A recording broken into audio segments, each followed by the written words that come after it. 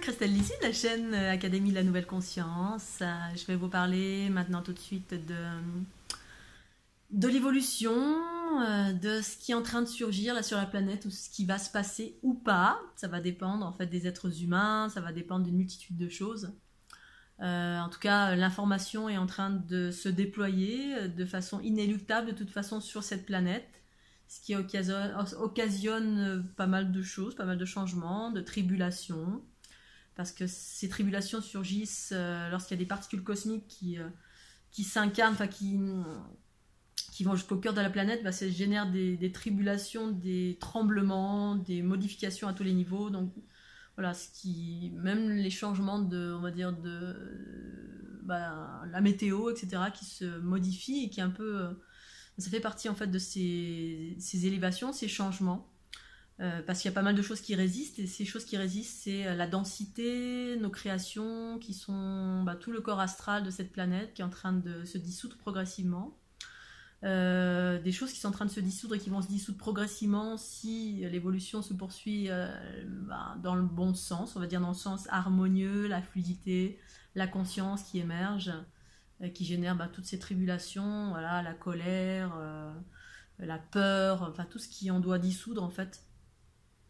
Et donc également toutes les religions, entre guillemets, tous les courants philosophiques, ésotériques, etc., qui ont été justes et parfaits jusqu'à maintenant, qui correspondent en fait à l'ère patriarcale, parfaitement juste. L'ère patriarcale, pour moi, je vous le rappelle, c'est l'ère de l'ego, mais l'ego, c'est le savoir extérieur, c'est l'ère des petits-enfants, en fait, c'est les petits-enfants qui cherchent à l'extérieur d'eux. On est en quête de lumière. La lumière, c'est la conscience, la lumière, c'est le principe féminin aussi.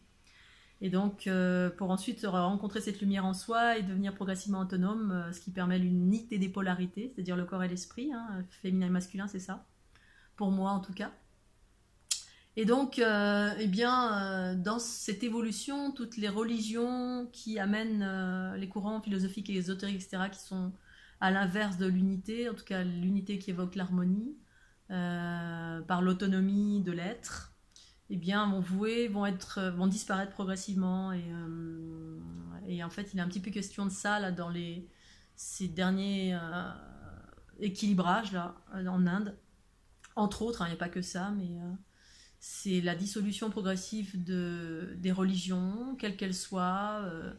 Alors le temple Kailash, je fais référence encore au temple Kailash, qui est pas du tout humain en fait, qui est une structure extraterrestre, puisqu'on est à l'origine de ça. Les êtres humains sont à l'origine de ces consciences, on va dire extraterrestres, en lien avec la manipulation génétique, avec les expérimentations, etc. Il y a également des êtres qui créent des planètes entières, des univers entiers. Bref, ça ne s'arrête pas. On a une vision très limitée de la création. Donc notamment Matrix Génétrix, Fleur de l'Unité, font partie de ces êtres qui créent la vie, les planètes, toutes sortes de formes. Et donc pour revenir au Kailash, effectivement, c'est un lieu qui est unificateur, puisqu'en fait il y a plusieurs grottes avec plusieurs religions, bouddhistes, jainisme, je crois, la religion de Shiva et Shakti, je ne sais plus ce que c'est. Enfin, il y a plein de religions différentes qui sont les unes à côté des autres, mais qui sont venues se greffer après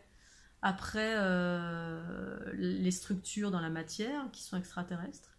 Pour autant, étonnamment, il y avait une cohabitation entre différentes cultures, ce qui évoque l'unité, à la base, une notion d'unité, c'est-à-dire de tolérance et d'acceptation de la différence, et l'unité de toutes les...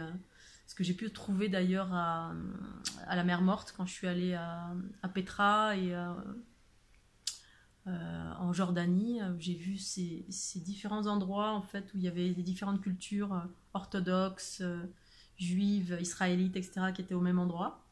Ce sont des gros générateurs à la base, qui sont sous terre et dans le cosmos, qui se réunissent, et ça unifie.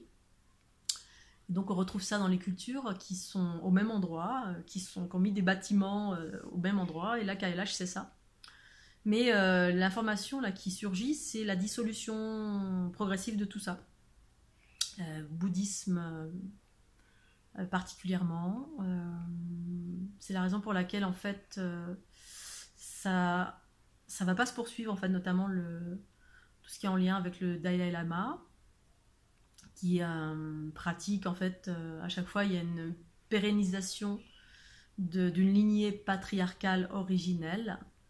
À l'origine, c'est des consciences extraterrestres aussi, qui ont créé cette lignée patriarcale, qui passe par, entre guillemets, la réincarnation, qui passe par, entre guillemets, l'incarnation d'un Bouddha, donc toujours un homme. Pour autant, ça génère de la paix, ça génère tout ce qu'on veut, voilà, des choses, mais ça va disparaître, c'est-à-dire qu'il n'y a plus de... Le bouddhisme va disparaître, il n'y aura plus de réincarnation d'un Bouddha ou voilà, de ce principe de pérenniser et un élu qui est là pour maintenir une forme de continuité, puisqu'on est en train d'arriver vers l'ère de l'androgyna et du matriarcat, c'est-à-dire le retour du principe féminin, la mère, la conscience qui dirige, la matière, et là c'était l'inverse, en tout cas ce que je perçois ici, maintenant, tout de suite, où je suis, c'est vraiment la matière. C'est-à-dire, voilà, ça vibre très très fort. Les particules, c'est cette religion, entre guillemets, qui est parfaite, voilà, pour ceux qui la pratiquent, quel que soit... voilà, tout est juste et parfait. Mais ce que j'ai perçu là, c'est vraiment la matière. Ça bouge, ça manifeste dans la matière, par la matière. Et le féminin était évincé, en tout cas. Donc, il y a un avènement de la conscience du féminin qui évoluera d'une certaine façon, je ne sais pas comment, mais ce féminin, c'est pour aller vers l'androgyna, c'est-à-dire c'est le féminin qui absorbe le masculin égotique de cette planète pour le faire monter en fréquence. Donc ça se passe en soi, ça se passe à l'extérieur de soi via différents processus, entre guillemets, de recalibrage, d'équilibrage, de reprendre sa juste place, c'est-à-dire la conscience du principe féminin reprend sa juste place sur cette planète pour aller vivre, permettre de vivre une harmonie collective et non plus avec des centres de pouvoir de ça et là à travers différentes religions, courants ésotériques, philosophiques, quels qu'ils soient, avec une élite patriarcale, qu'elle soit visible ou invisible, qu'elle soit visible sous forme de paix. Pour autant, c'est des choses qui œuvrent, qui restent toujours dans l'astral. Ça a une puissance, elle est ce qu'elle est.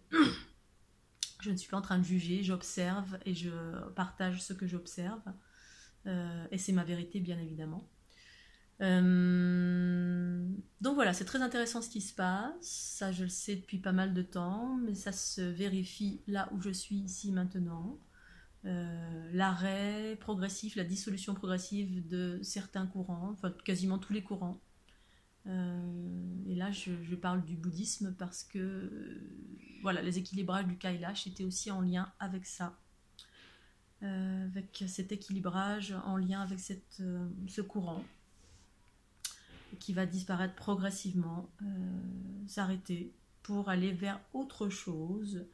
Et ce sera de nouvelles générations qui verront ça ou pas, ou peut-être ici maintenant, vous, selon ce que vous vivez dans votre corps, dans votre conscience. Voilà, je vais m'arrêter là. Je vous souhaite une excellente journée sous le ciel d'Académie. À très bientôt. Bye bye.